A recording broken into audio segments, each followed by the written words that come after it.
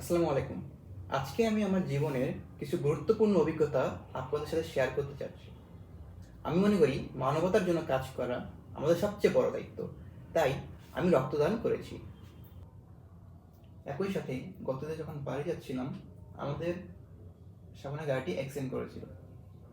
তো আমি এবং আমাদের গাড়ির কয়েকজন মিলে আহতদের প্রাথমিক চিকিৎসার ব্যবস্থা করে দিয়েছিলাম এবং তাদেরকে হাসপাতালে পৌঁছানোর ব্যবস্থা করে দিয়েছিলাম।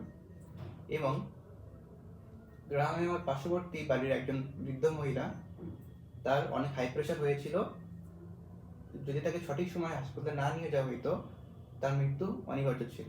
জন্য আমরা কয়েকজন মিলে তাকে হাসপাতাল প্রেরণ করার ব্যবস্থা করে দিয়েছিলাম।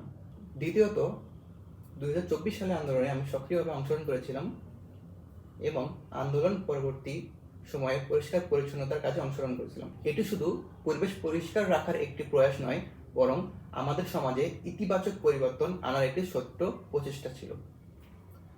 যদি আমি আমার দক্ষতা অর্জনের কথা বলি, আমি আমার ক্লাস 10 থেকে, আমি যখন ক্লাস 10-এ ছিলাম তখন থেকে আমি প্রোগ্রামিং করি। আমি জাভাস্ক্রিপ্ট এবং জাভাস্ক্রিপ্টের ফ্রেমওয়ার্ক শিখেছি এবং তার সাথে কিছু প্রজেক্টে কাজ করেছি। তার মধ্যে একটা প্রজেক্ট ছিল বেকার.com, যা একটি বাংলাদেশি মার্কেট প্লেস। এই প্রজেক্টটি আমাকে বিভিন্ন কলেজে পুরস্কার এনে দিয়েছিল। আমার এই অ্যাচিভমেন্টগুলো আমার কঠোর অধ্যবসায় এবং পরিশ্রমী ফল। সর্বশেষে, আমি ভ্রমণ করতে খুব ভালোবাসি। এখন পর্যন্ত দেশের 41টি জেলা ঘুরেছি এবং স্থানীয় মানুষদের জীবনধারা এবং আয়ের উৎস সম্পর্কে জানার চেষ্টা করেছি। এই ভ্রমণগুলো আমাকে শেখায় কীভাবে মানুষের জীবন এক এক অঞ্চলে এক একভাবে চলে এবং তারা কীভাবে তাদের চ্যালেঞ্জগুলো মোকাবেলা করে।